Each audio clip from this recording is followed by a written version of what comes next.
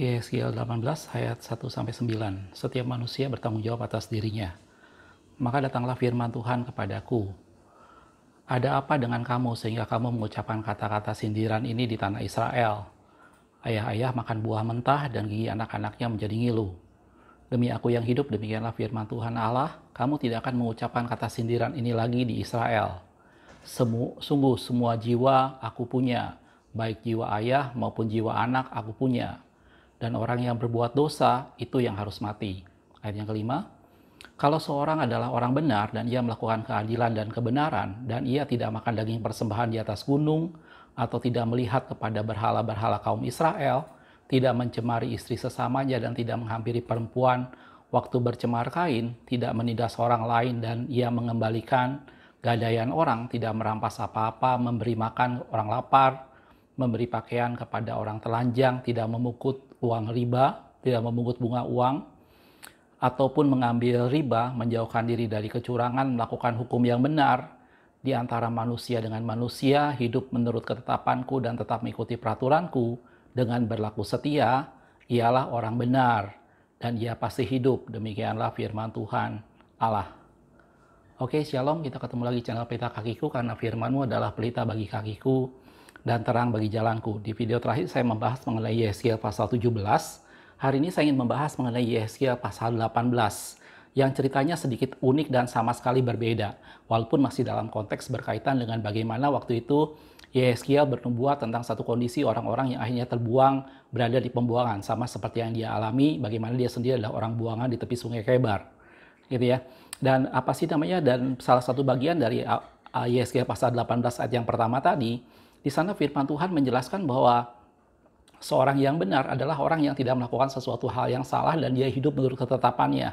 Dan sebelumnya dikatakan bahwa kamu mengucapkan kata-kata sindiran, gitu. Udah dikatakan di sana bahwa ayah-ayah yang makan buah mentah, tetapi anak-anak yang merasakan giginya ngilu.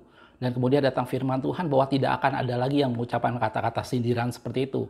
Dan di sana ditegaskan bahwa setiap jiwa aku punya, kata Tuhan. Baik anak maupun ayah, jiwanya aku punya, kata Tuhan. Gitu ya. Pada video ini saya akan membahas mengenai berkat keturunan dan kutuk keturunan. Gitu ya. Dan tadi bagian pertama sampai dengan ayat yang 9, itu digambarkan tentang satu pribadi yang benar. Bagaimana dia tidak melakukan sesuatu yang salah, dia tidak mengambil uang riba, dia menolong orang yang kelaparan, dan dikatakan dia tidak mengembalikan apa yang dipinjamnya, tidak menggadaikan milik orang lain, dan macam-macam. Itu yang dikatakan di sana bahwa dia adalah satu pribadi yang benar dan dia pasti akan hidup, gitu ya. Dan itu adalah satu pribadi yang benar, kata firman Tuhan, gitu ya. Bagian pertama ini kita akan sorot dulu sama-sama, gitu ya. Tapi sebelum nanti saya lanjutkan lebih jauh lagi, buat Anda yang angka lebih baik kalau Anda bisa membaca dulu Yeskiel pasal 18 secara keseluruhan, gitu ya. Nanti kita akan bolak-balik terus ke Yeskiel pasal 18, nanti saya akan bahas sampai dengan ayat yang terakhir dalam pasal ini, gitu ya. Yang pertama di sana digambarkan tentang satu pribadi adalah satu orang yang benar, dan dikatakan bahwa tidak ada lagi kata sindiran bahwa kalau ada ayah yang memakan buah yang mentah, maka anak yang merasakan giginya ngilu, itu tidak akan lagi disebutkan seperti itu. Gitu ya. Di sini pertama saya akan membahas dulu mengenai berkat orang benar. Bagaimana kalau seorang yang melakukan hal yang benar, dia tidak mencemari pakaian orang lain, dia tidak tidak memakan persembahan dan segala macam, tidak makan daging persembahan, dan tadi dijelaskan semua, maka dia adalah satu pribadi yang benar. Maka kita tahu dalam firman Tuhan bahwa keturunannya akan mendapat berkat sebagai satu bentuk berkat orang benar atau berkat keturunan orang-orang benar. Gitu ya. Ini yang pertama yang kita mau lihat sama-sama, saudaraku ya. Dalam Amsal 11 ayat 21 dikatakan, sungguh orang jahat tidak akan luput dari hukumannya, tetapi keturunan orang benar akan diselamatkan. Seseorang yang melakukan hal yang benar di mata Tuhan, maka keturunannya akan mendapat berkat dari kebenaran orang tuanya. Gitu ya. Dan itulah berkat orang benar, kata firman Tuhan. Dan tadi dikatakan bahwa orang jahat tidak akan luput dari hukuman, tetapi keturunan orang benar itu akan diselamatkan. Ayat yang lain dalam Amsal 20 ayat yang ke-7 dikatakan, orang benar yang bersih kelakuannya, berbahagialah keturunannya, gitu ya. Dan ini menjadi sesuatu bagaimana ada dan saya, kalau kita melakukan sesuatu hal yang benar, maka tersedia berkat buat keturunan kita, dan itu adalah berkat keturunan yang Allah sudah tentukan, gitu ya. Ayat yang lain dalam Mazmur 37 ayat 25 dikatakan, dahulu aku muda, sekarang telah menjadi tua, tetapi tidak pernah kulihat orang benar ditinggalkan atau anak cucunya meminta-minta roti. Satu kondisi yang baik pada orang benar dan anak cucunya. Gitu ya. Dan ini adalah janji Tuhan buat Anda dan saya. Dan kata firman Tuhan tadi adalah kalau dia tidak melakukan sesuatu yang salah, dia tidak makan korban persembahan, dia tidak melihat pada berhala kaum Israel, dan semua yang dilakukan, maka dia adalah satu pribadi yang benar. Dan dalam firman Tuhan tadi dikatakan bahwa tidak akan ada lagi kata sindiran bahwa kalau ayah makan sesuatu yang mentah, maka anak-anak yang merasakan giginya ngilu. Dan dalam firman Tuhan ditegaskan bahwa semua jiwa itu Tuhan yang punya, baik ayah maupun anak. Gitu ya. Dan ini hal yang pertama yang kita lihat sama-sama, bahwa tersedia berkat buat orang keturunan orang-orang benar. Dan di sana Mazmur Daud katakan bahwa dahulu aku muda, gitu ya. Dan sampai sekarang aku belum pernah melihat ada orang benar dikatakan ditinggalkan atau anak cucunya meminta-minta roti. Gitu ya. Satu ayat lagi dalam Yesaya 61 ayat yang 9 dikatakan, keturunanmu akan terkenal di antara bangsa-bangsa dan anak cucumu di tengah-tengah suku bangsa. Gitu ya. Sehingga semua orang akan melihat mereka dan akan mengakui, melihat mereka akan mengakui bahwa mereka adalah keturunan yang diberkati Tuhan. Jelas, saudaraku? Kalau Anda ingat cerita bagaimana Allah berjanji kepada Abraham bahwa oleh keturunanmu sekian bangsa-bangsa akan mendapat berkat. Dan kita tahu bahwa yang dimaksud dengan keturunan Abraham bukan berarti keturunan yang banyak, tetapi berbicara pada pribadi Yesus. Dan kita adalah keturunan ilahi yang datang dari Kristus yang tidak diperanakan oleh karena daging, tetapi diperanakan oleh karena janji. Dan berkat Abraham itu turun ke atas Anda dan saya. Dan itu adalah keturunan orang benar, gitu ya. Keturunan orang benar tersedia berkat, dan itu adalah berkat keturunan yang tadi saya jelaskan. Jelas, saudaraku? Itu hal yang pertama yang ingin kita sorot sama-sama. Tetapi bukan berarti menjadi sesuatu bahwa, orang tua saya seorang yang benar, orang tua saya seorang yang sudah beribadah kepada Tuhan, maka kemudian anak-anaknya bertindak, ayo kita santai aja, kita melakukan segala sesuatu sekehendak hati, toh tersedia bagi kita sebuah berkat. Gitu ya. Tentunya ini menjadi sesuatu yang kita harus perhatikan, saudaraku, bahwa betul, orang benar Tuhan sediakan berkat bukan hanya buat orang yang bersangkutan, tetapi juga buat keturunan-keturunannya. Tetapi jangan lupa bahwa keturunan yang bersangkutan, itu juga tetap harus beribadah dan mencari Tuhan. Karena ada sesuatu yang bisa mengakibatkan berkat orang benar tadi terputus. Gitu ya. Kita akan lanjutkan lagi ke Yehezkiel pasal 18 tadi. Tadi saya sudah baca sampai ayat yang ke-9. Kita lanjut ayat yang ke-10, saudaraku.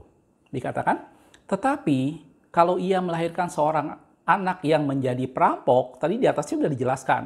Ayahnya tidak pernah makan persembahan, dia tidak melihat berhala, dia tidak mencemari pakaian dan segala macamnya, dan dia diperhitungkan orang benar dan dia akan hidup.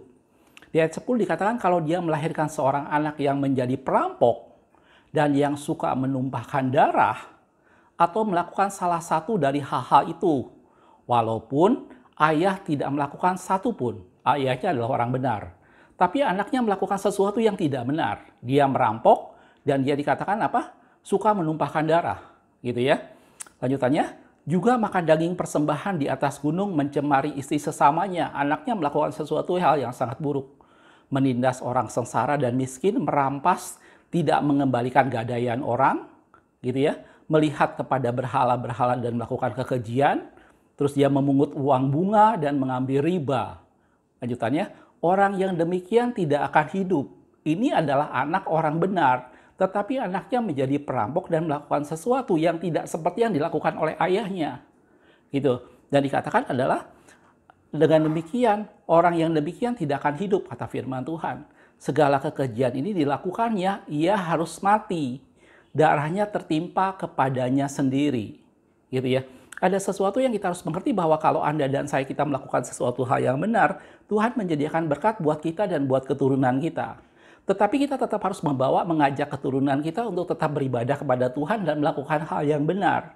Karena kalau mereka melakukan hal yang tidak benar dan berubah setia kepada Tuhan, dan hatinya berpaling daripada Tuhan dan berpaut kepada Allah lain, dalam firman Tuhan dikatakan bahwa dia harus mati dan dia menanggung kesalahannya sendiri. Gitu ya. Karena tidak ada lagi kata-kata sindiran bahwa kalau ayah makan sesuatu yang mentah, maka anak-anak yang merasakan giginya ngilu. Gitu ya. Suatu berkat yang sudah disediakan Tuhan dari keturunan orang benar, itu bisa menjadi sesuatu yang tidak sampai kepada anak-anaknya apabila anak-anaknya keluar dari kehidupannya yang benar. Apabila anak-anaknya tidak lagi hidup sebagai orang yang benar. Gitu ya. Dan ini menjadi sesuatu bahwa berkat itu tidak akan sampai ke mereka. Gitu ya. Jelas saudaraku, jadi kalau kita bicara hal yang pertama dalam Yehezkiel pasal 18 ini, tentang bagaimana seorang harus bertanggung jawab dengan kehidupannya sendiri, di sini kita melihat bahwa pertama Allah menyediakan sesuatu hal berkat buat setiap orang yang melakukan hidup yang benar di hadapan Tuhan. Gitu ya. Berkat diberikan bukan cuma kepada orang yang bersangkutan, tetapi juga kepada keturunannya. Tuhan menjaga, Tuhan memelihara keturunannya. Gitu ya. Tetapi sekali lagi bukan menjadi sesuatu di mana keturunannya kemudian bertindak semau gue, atau kemudian si orang tua tadi tidak mendidik anak-anaknya dalam hidup takut akan Tuhan. Karena kalau mereka keluar dari jalan kebenaran, maka berkat yang sudah tersedia tidak akan sampai ke mereka. Gitu ya. Mereka meninggalkan tempat di mana mereka menerima berkat Tuhan yang didapat dari keturunan, yaitu orang tuanya sebagai orang yang benar. Gitu ya. Jadi hal yang pertama adalah kita bicara soal berkat keturunan yang sudah disediakan Tuhan buat orang-orang yang hidup benar di hadapan Tuhan. Tetapi ingat sama-sama saudaraku, kita harus perhatikan bahwa ini bukan menjadi sesuatu hal jaminan bahwa setiap anak-anak kita pasti akan mendapat berkat keturunan. Tergantung bagaimana mereka hidup. Apakah mereka hidup benar di hadapan Tuhan atau tidak. Gitu ya. Kalau mereka hidup benar di hadapan Tuhan, maka mereka akan menerima berkat atas kehidupannya dan mereka akan menerima berkat dari orang tuanya. Gitu ya. Tetapi kalau mereka meninggalkan Tuhan, maka yang terjadi adalah mereka akan menanggung kesalahannya semua dan berkat yang didapat dari orang tuanya tidak sampai ke mereka. Gitu ya. Ini hal yang pertama yang ditekankan dalam Yehezkiel pasal 18 tadi tentang berkat keturunan. Gitu ya. Nah, ceritanya kemudian berlanjut, saudaraku. Kalau kita lanjutkan kembali pada Yehezkiel 18 tadi, kita lanjut berikutnya tentang sesuatu yang kebalikan dari itu, sesuatu hal yang ayahnya melakukan hal yang salah. Dan ini kita bahas mengenai kutuk keturunan.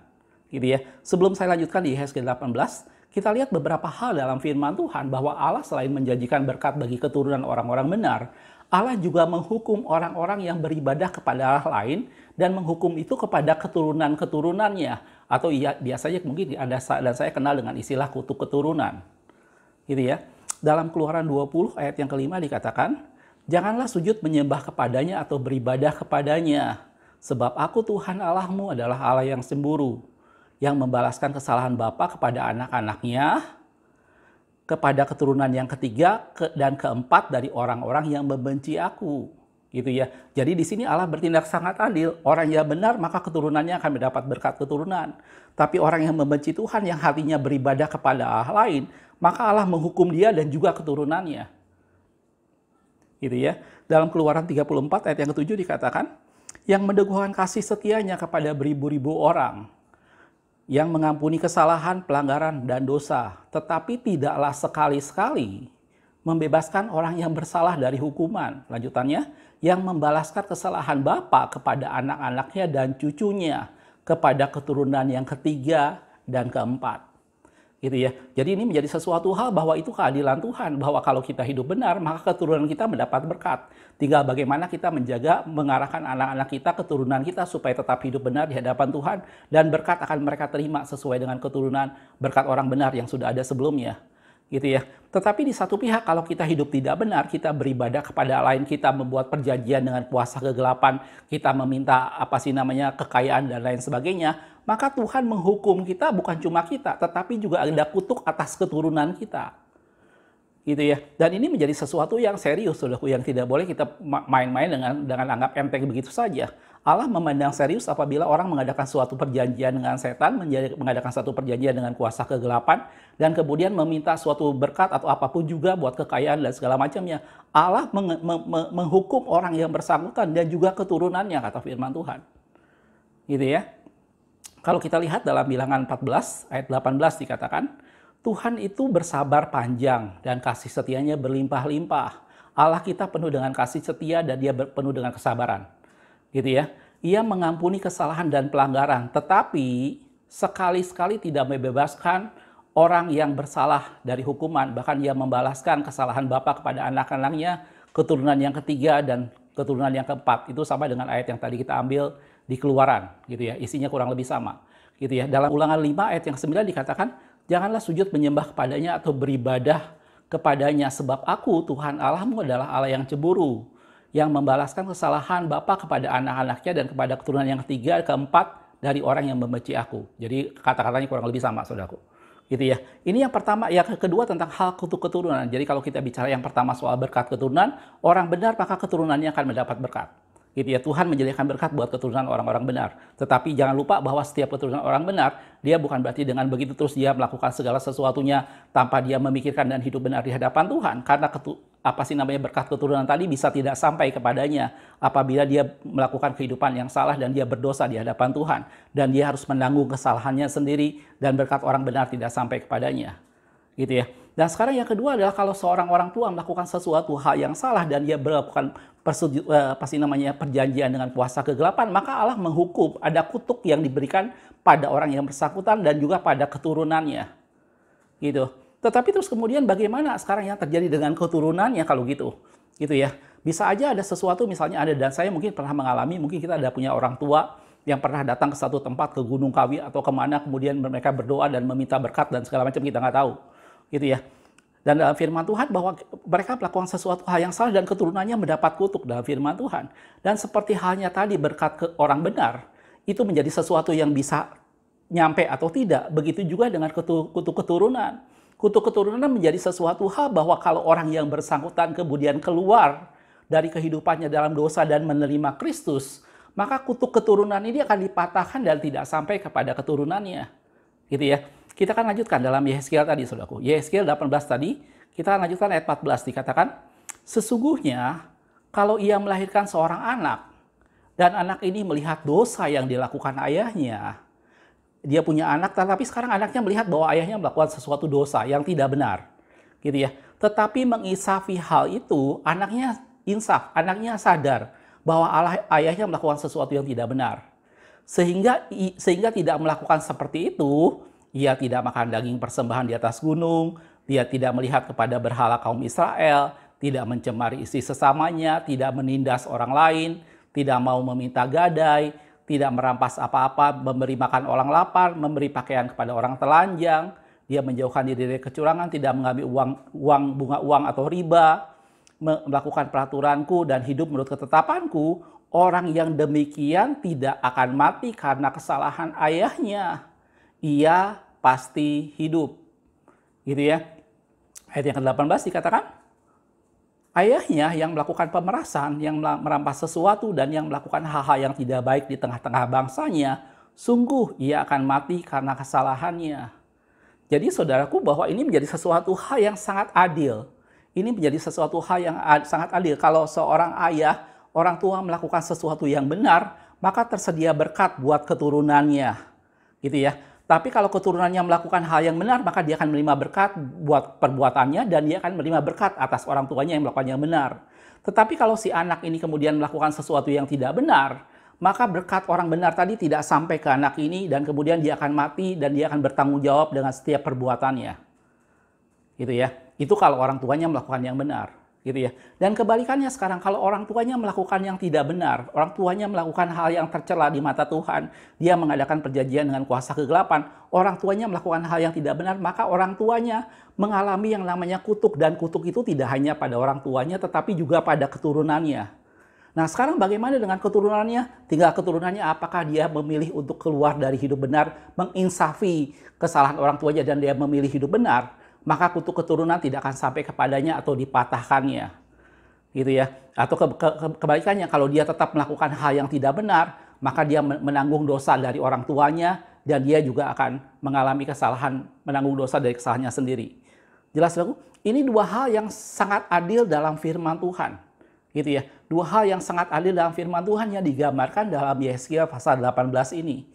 Gitu ya, bahwa setiap orang akan bertanggung jawab dengan keadaannya sendiri, gitu ya. Seorang ayah yang melakukan hal yang benar, maka dia mendapat berkat dan dia memberkati keluarganya, dia memberkati anak-anaknya, gitu ya. Seorang anak yang melakukan hal yang benar, maka dia mendapat berkat atas sesuatu yang dia lakukan benar dan dia mendapat berkat dari orang tuanya yang melakukan sesuatu yang benar, gitu ya. Tapi seorang orang tua yang melakukan hal yang tidak benar, maka dia mendapat kutuk atas setiap yang dia lakukan dan dia menebar kutuk kepada keturunannya.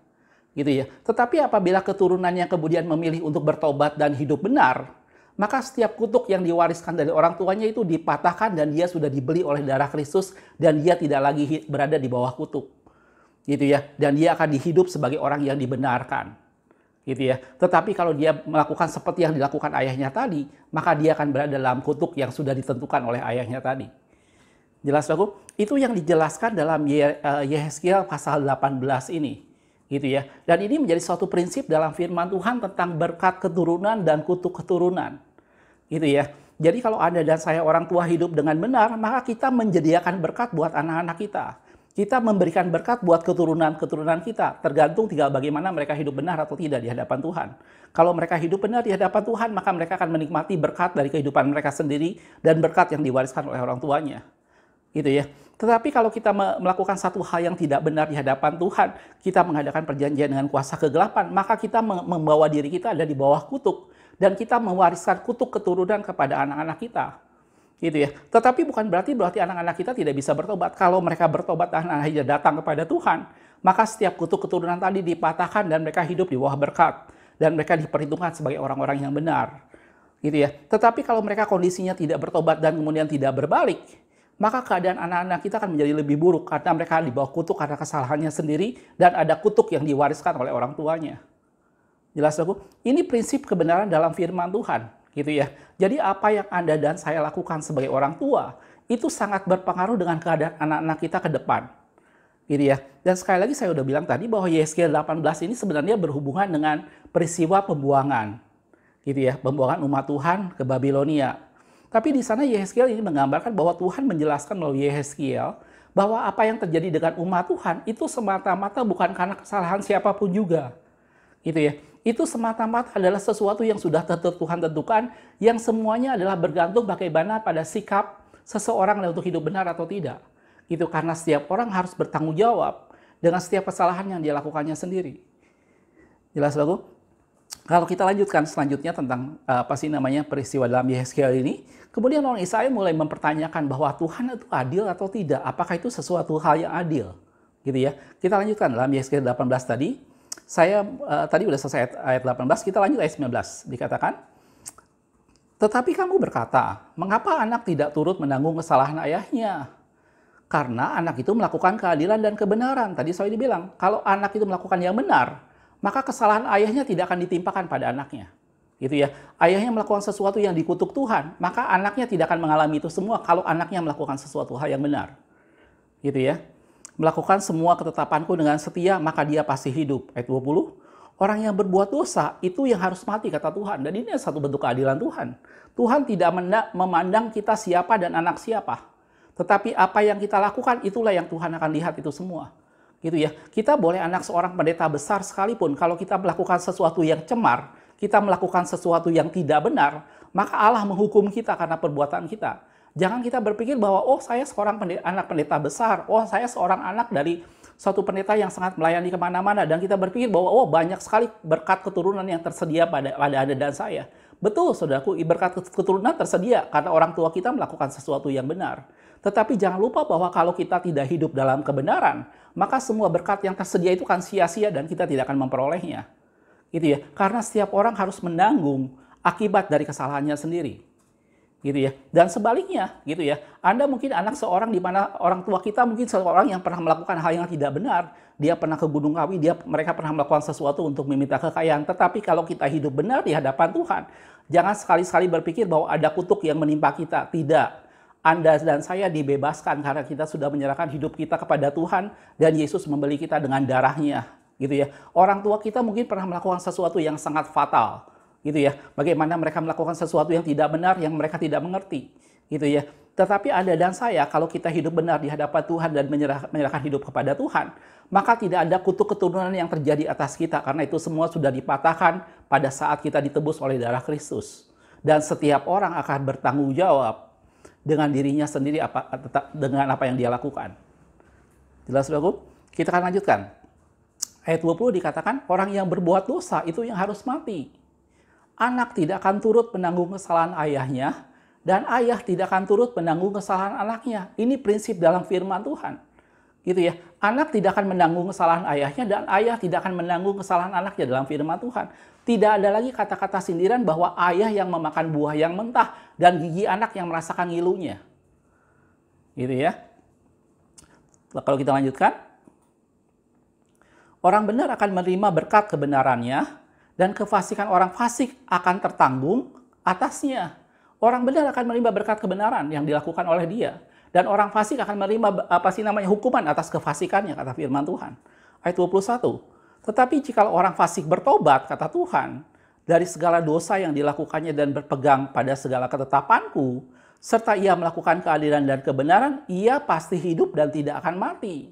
Tuhan selalu memberi anugerah, selalu memberi kesempatan untuk orang fasik datang bertobat kepada Tuhan, gitu ya. Tidak masalah orang tua kita pernah melakukan sesuatu seperti apa, kalau kita datang bertobat kepada Tuhan, maka kita tidak ada lagi dalam kondisi dalam kutuk keturunan. Karena apa? Karena Yesus sudah menebus kita dan kita sudah dibeli dengan darahnya yang mahal, gitu ya. Dan kalau orang fasik bertobat, kata firman Tuhan, dan melakukan kebenaran, ia pasti hidup dan tidak akan mati.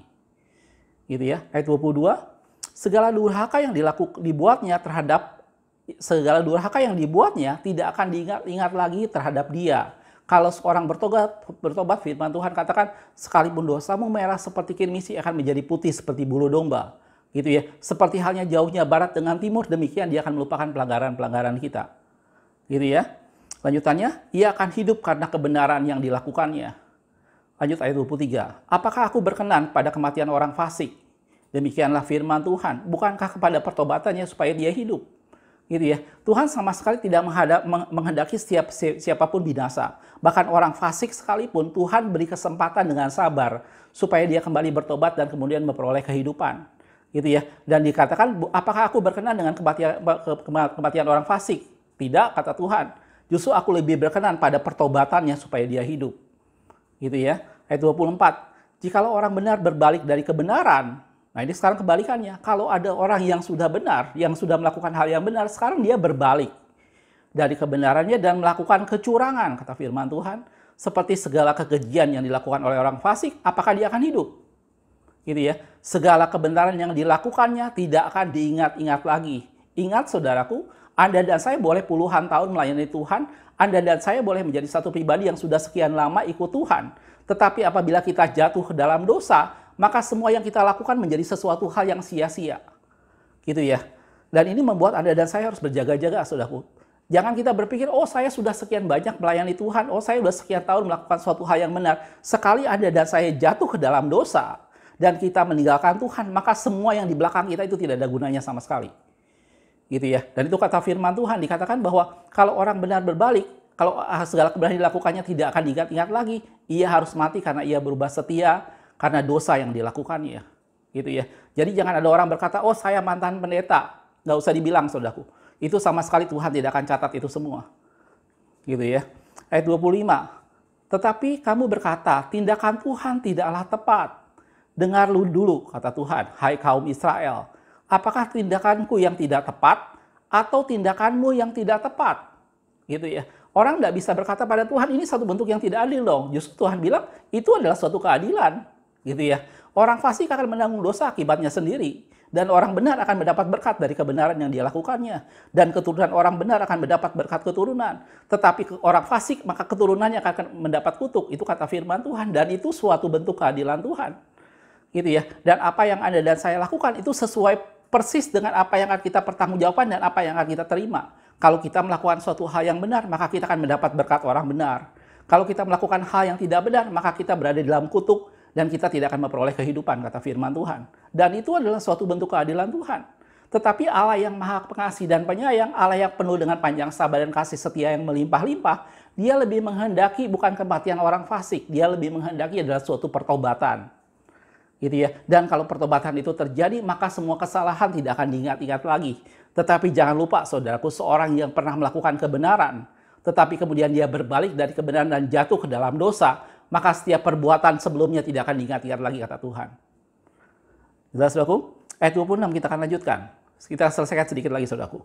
Kalau orang benar berbalik dari kebenarannya dan melakukan kecurangannya sehingga ia mati, ia harus mati karena kecurangan yang dilakukannya. Tuhan tegaskan sekali lagi. Kalau orang benar sampai meninggalkan Tuhan dan melakukan hal yang tidak benar, maka dia akan mati karena kecurangannya, kata firman Tuhan. Sebaliknya, kalau orang fasik bertobat dari kefasikan yang dilakukannya, dan ia melakukan keadilan dan kebenaran, ia menyelamatkan nyawanya. Gitu ya. Kefasikannya tidak akan Tuhan perhitungkan lagi kalau dia bertobat dan dia berbalik. Gitu ya. Ayat 28. Ia insaf dan bertobat dari segala durhaka yang dibuatnya, ia pasti hidup, ia tidak akan mati. Gitu ya. Ayat 29. Tetapi kaum Israel berkata, tindakan Tuhan tidak tepat. Sekali lagi, orang Israel terkenal tegak tengkuk, terkenal bandel. Dan dia sekali lagi berkata pada Tuhan bahwa itu tidak adil. Tindakan Tuhan tidak tepat. Lanjutannya, apakah tindakanku yang tidak tepat, hai kaum Israel? Atau tindakanmu yang tidak tepat? Gitu ya, ayat 30. Oleh karena aku akan menghukum kamu masing-masing menurut tindakannya. Hai kaum Israel, demikianlah firman Tuhan Allah. Bertobatlah dan berpalinglah dari segala durhakamu, supaya itu jangan bagimu menjadi batu sandungan dan menjatuhkan kamu ke dalam kesalahan. Buanglah daripadamu segala durhaka yang kamu buat terhadap aku dan perbaharuilah hatimu dan rohmu. Gitu ya. Mengapakah kamu akan mati, hai kaum Israel? Gitu ya. Jangan membiarkan diri kita berada pada kematian. Firman Tuhan katakan supaya kita memperbaharui roh kita dan hati kita. Ayat 32, ayat yang terakhir dalam pasal 18 ini. Sebab aku tidak berkenan kepada kematian seseorang yang harus ditanggungnya. Demikianlah firman Tuhan. Oleh sebab itu bertobatlah supaya kamu hidup. Semuanya itu semata-mata supaya Allah membawa kita dan saya kepada kehidupan karena Allah mengasihi manusia. Jelas aku? Saya akan rangkum sedikit mengenai Yehezkiel pasal 18 ini. Di sini digambarkan bahwa Yehezkiel bernubuat tentang sesuatu hal berkenaan dengan orang umat Tuhan yang berada pada pembuangan. Gitu ya. Dan di sana Yehezkiel firman Tuhan berbicara melalui Yehezkiel bahwa mereka melakukan sesuatu bukan karena kesalahan orang tua atau kesalahan siapapun juga. Pembuangan yang mereka alami semata-mata adalah hukuman Tuhan, semata-mata adalah didikan Tuhan sesuai dengan apa yang sudah mereka lakukan. Gitu ya. Dan di sana firman Tuhan mengajarkan bahwa orang yang melakukan hal yang benar, maka keturunannya akan mendapat berkat orang benar. Gitu ya. Sekarang tinggal bagaimana keturunannya hidup benar atau tidak. Kalau dia hidup benar, maka dia akan mendapat berkat kebenaran dan didapat dari orang tuanya juga. Tetapi kalau dia meninggalkan jalan kebenaran dan hidup tidak benar, maka dia akan menanggung kesalahannya sendiri. Gitu ya. Hal yang kedua apabila bicara soal kutuk orang yang kutuk keturunan. Apabila orang tuanya melakukan hal yang tidak benar dan dia beribadah kepada Allah lain, maka dia berada pada kutuk dan dia memberikan kutuk itu juga kepada keturunannya. Terus apakah keturunannya pasti dikutuk Tuhan? Belum tentu. Tergantung bagaimana keturunannya. Apakah keturunannya memberikan dirinya hidup benar? Kalau dia bertobat dan hidup benar dan mengisafi perbuatan orang tuanya, maka Tuhan memperhitungkan dia sebagai orang yang benar dan dia tidak akan mati dengan kesalahan orang tuanya. Gitu ya. Kecuali kalau dia tetap hidup dengan tidak benar seperti orang tuanya, maka dia akan menanggung kutuk seperti yang dilakukan oleh orang tuanya. Jelas, dan itu adalah satu bentuk keadilan Tuhan bagaimana Allah satu pribadi yang dengan kasihnya lebih menghendaki orang fasik bertobat. Kalau orang fasik bertobat, maka semua kefasikan yang dilakukannya Tuhan akan lupakan semuanya. Tetapi Tuhan peringatkan juga jangan sampai ada orang benar yang kemudian berbalik dari jalan hidupnya yang benar dan dia melakukan hal yang tidak benar dan melakukan hal dosa. Maka semua kebenaran yang dia pernah lakukan itu Tuhan tidak perhitungkan semuanya dan dia akan mati karena kefasikannya kata firman Tuhan. Gitu ya. Dan ini prinsip dalam firman Tuhan, saudaraku. Gitu ya. Jadi kalau ada dan saya sebagai orang tua, mari hidup benar di hadapan Tuhan. Kalau kita hidup benar di hadapan Tuhan, kita membuat diri kita hidup di bawah berkat Tuhan dan kita memberikan berkat kepada keturunan kita supaya mereka mendapat berkat keturunan. Gitu ya. Tetapi jangan lupa bukan cuma sampai sana. Gitu ya. Kita harus mengajak dan membawa mereka untuk hidup benar di hadapan Tuhan supaya berkat keturunan yang sudah tersedia itu mereka bisa nikmati. Gitu ya. Jangan sekali-kali kita melakukan hal yang salah yang menyakitkan hati Tuhan. Dan itu membuat kita berada dalam kutuk dan kita sedang menyediakan kutuk buat keturunan kita. Gitu ya. Tetapi kalau itu sampai terjadi, misalnya ada dan saya tadi saya contohkan, ada dan saya orang tuanya pernah melakukan yang salah. Jangan takut saudaraku kalau kita datang pada Tuhan, maka setiap kutuk keturunan dipatahkan karena kita sudah dibeli oleh darah Kristus. Jelas saudaraku? Inilah dalam Yehezkiel pasal 18 yang digambarkan bahwa setiap orang harus bertanggung jawab dengan dirinya sendiri. Jelas saudaraku ya? Jadi dari sini saya ingin kita sama-sama mengerti apa itu berkat keturunan dan apa itu kutuk keturunan. Jangan kita berpikir, oh saya orang tua saya pendeta besar sehingga saya hidup tenang aja, toh saya akan menikmati berkat keturunan. Jangan salah saudaraku, kalau kita tidak hidup benar di hadapan Tuhan, maka berkat keturunan yang tersedia tidak bisa kita nikmati. Gitu ya. Kebalikannya kalau kita merasa bahwa orang tua saya pernah melakukan hal yang tidak benar, orang tua saya pernah membuat satu perjanjian dengan setan, jangan takut, datang pada Tuhan dan dia akan membebaskan kita semua. Dan kita tidak lagi berada dalam kutuk keturunan. Gitu ya. Karena kesalahan ayah tidak akan ditanggung oleh anak dan kesalahan anak tidak akan ditanggung oleh ayahnya. Jelas aku? Sebagai bagian penutup saya ingin jelaskan sedikit tentang satu perumpamaan, satu peristiwa pada waktu Yesus menyembuhkan orang yang buta. dari sekian banyak peristiwa Yesus menyembuhkan orang buta, ada satu hal yang menarik dalam Yohanes 9. Gitu ya. Kalau kita lihat sedikit dalam Yohanes 9 ayat 1-3 dikatakan, waktu Yesus sedang lewat, ia melihat seorang buta sejak lahirnya. Orang buta sejak lahir itu banyak cerita dalam firman Tuhan bagaimana Yesus menyembuhkan, mencelikan mata orang buta. Gitu ya. Tapi dalam Yohanes 9 ini ada satu peristiwa yang tidak tertulis dalam Matius, Markus, dan Lukas. Gitu ya. Dikatakan melihat orang buta sejak lahirnya, kemudian murid-muridnya bertanya kepadanya, Rabi, siapakah yang berbuat dosa? Orang ini sendiri atau orang tuanya sehingga ia dilahirkan buta? Gitu ya. Ini satu pertanyaan yang sebenarnya menjadi sesuatu hal yang secara logika ini menjadi sesuatu pertanyaan yang lumrah. Murid-muridnya bertanya pada Yesus, Rabi, ini yang salah siapa sehingga dia lahir buta? Apakah salah orang ini atau salah orang tuanya? Gitu ya. Kemudian jawab Yesus, bukan dia dan bukan juga orang tuanya, tetapi karena pekerjaan Allah harus dinyatakan di dalam dia. Gitu ya. Saya beberapa waktu saya pertama kali bertobat, saya pernah mengalami satu bentuk perdebatan dengan salah seorang dari agama lain yang kemudian waktu itu datang ke gereja, dan waktu itu saya berada dalam posisi di mana saya menjaga perpustakaan. Jadi biasanya banyak orang-orang yang kemudian ngobrol-ngobrol, dan kemudian ada satu dari golongan agama lain, bukan dari saya tidak sebutkan agamanya, dan dia datang ke gereja ingin ngobrol-ngobrol waktu itu, gitu ya. Dan dia menjadi satu pribadi bahwa dia bilang, saya sangat mengagumi ajaran-ajaran Yesus, bagaimana Yesus punya satu pribadi, ajaran moralnya yang sangat tinggi, gitu ya. Tetapi kemudian tanpa kita sadari, akhirnya kita terjebak dalam suatu perdebatan, dalam suatu diskusi yang agak tajam tentang ayat ini, gitu ya. Tentang ayat bagaimana tadi waktu muridnya bertanya, kesalahan siapa ini, gitu ya. Kemudian Yesus menjawab bahwa ini bukan kesalahan dia, bukan kesalahan orang tuanya, tetapi supaya pekerjaan Allah dinyatakan di dalam dia. Gitu ya. Orang yang bersangkutan bilang bahwa statement ini sedikit agak tidak tepat menurut dia, gitu ya. Karena dia berpikir, bukankah orang itu lahir buta bisa aja karena kesalahan orang tuanya, gitu ya. Bisa aja orang tuanya misalnya pada waktu hamil dia menggunakan narkoba lah misalnya, gitu ya, atau melakukan hal-hal yang lain sehingga anaknya menanggung risiko mengalami kebutaan, gitu ya. Buat saya itu sesuatu hal yang reasonable, suatu hal yang make sense gitu loh. Bahwa itu bisa terjadi. Kalau Anda yang belajar biologi, tentunya Anda tahu ada beberapa efek teratogenik yang bisa terjadi pada janin apabila orang tua melakukan sesuatu hal yang tidak benar. Gitu ya. Tetapi di sini Yesus bukan menentang biologi, Yesus bukan menentang kedokteran. Tetapi di sini Yesus mengajarkan untuk orang tidak melihat siapa penyebab itu semua, tetapi lebih memandang ke depan. Bahwa itu semata-mata bukan kesalahan dia dan bukan kesalahan orang tuanya. Tetapi bagaimana pekerjaan Allah akan dinyatakan di dalam dia, dan dia akan melihat bagaimana Tuhan bekerja dan menyembuhkan matanya yang buta sejak lahir.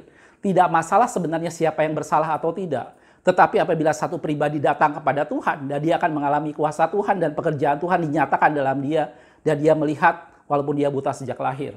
Itu yang terpenting yang Yesus ajarkan. Gitu ya. Jadi ini sesuatu bukan orang mencari penyebab ke belakang. Tetapi Yesus lebih memandang, mari kita melihat ke depan. Bahwa semua yang Anda dan saya alami, itu sesuatu di mana ada rencana Tuhan di dalamnya. Gitu ya. Mungkin secara kedokteran sangat maksud sesuatu yang dilakukan kesalahan orang tuanya, yang dia mengakibatkan anaknya menanggung satu risiko tertentu, seperti tadi misalnya dia cacat setelah lahir. Gitu ya, sejak lahir. Tetapi Yesus mengajarkan untuk tidak menyalahkan siapapun juga, tetapi lihat bahwa itu adalah kesempatan untuk seorang datang kepada Tuhan dan mengalami kuasa Tuhan. Jelas bagus? Dari ini semua kita ingin sama-sama melihat bahwa Anda dan saya itu berurusan pribadi dengan Tuhan dalam apapun juga, gitu ya. Kita bukan nebeng nama beken orang tua kita, kita bukan nebeng popularitas orang tua kita atau siapapun juga. Tetapi Anda dan saya berhadapan pribadi dengan Tuhan, dan Tuhan menilai kita sebagai satu pribadi yang melakukan hal yang benar atau tidak. Gitu ya. Tidak perlu menyalahkan siapapun, tidak perlu melihat apa yang sudah pernah dilakukan orang tua kita. Tetapi bagaimana kita melihat bahwa inilah saya di hadapan Tuhan, dan saya mau hidup benar dan berkenan kepada Tuhan, dan berkat Tuhan tersedia pada Anda dan saya yang ditetapkan sebagai orang-orang benar, dan kita akan hidup kata firman Tuhan. Jelas saudaraku? Bagian yang terakhir yang saya ingin tambahkan sedikit dalam cerita Yehezkiel 18 ini, itu ada seorang yang kemudian menghubungkan peristiwa ini dengan peristiwa bagaimana Yesus mati mengorbankan darahnya buat Anda dan saya. Dan ini seringkali yang menjadi salah satu bentuk perdebatan juga. Bukankah ada orang yang berkata bahwa bukankah di Yehezkiel 18 bahwa tidak ada seorang pun dia bisa menanggung orang lain? Gitu ya. Terus bagaimana dengan yang Yesus lakukan? Di sini saya ingin jelaskan sedikit saudaraku bahwa Yehezkiel 18 itu menggambarkan bahwa tidak ada manusia yang bisa menanggung kesalahan manusia lain. Gitu ya. Setiap manusia bertanggung jawab atas kesalahan yang dilakukannya dia sendiri. Kalau dia melakukan hal yang benar, dia akan diberkati sebagai orang benar. Kalau dia melakukan hal yang salah, maka dia akan dihukum Tuhan. Dan tidak ada yang bisa menanggung manusia lainnya. Gitu ya. Tetapi berbeda dengan penebusan yang Yesus lakukan, karena dia adalah pribadi Allah yang hanya bisa menanggung kita dan hanya bisa menanggung dosa kita adalah Allah sendiri. Jelas aku? Dan itu menjadi sesuatu bahwa jangankan menanggung orang lain, kita mau menyelesaikan dosa kita sendiri, membayar dosa kita sendiri dengan usaha kita saja tidak bisa. Apalagi kita mau menanggung orang lain. Gitu ya. Tetapi Allah dengan kasih-Nya datang kepada Anda dan saya, dan Dia yang menggantikan kita semua sehingga kita menjadi orang-orang yang dibenarkan. Jelas saudaraku? Mudah-mudahan dari penjelasan saya mengenai Yehezkiel pasal 18 ini kita semua bisa mengerti tentang apa itu berkat keturunan dan apa itu kutuk keturunan. Mari jaga supaya kita hidup benar di hadapan Tuhan dan biarkan anak-anak kita mengenal Tuhan dan hidup benar di hadapan Tuhan dan mereka hidup sebagai orang yang diberkati Tuhan sebagai keturunan orang-orang yang benar. Jelas saudaraku? Makasih sudah menonton. Kita ketemu di video berikutnya. Tuhan Yesus memberkati.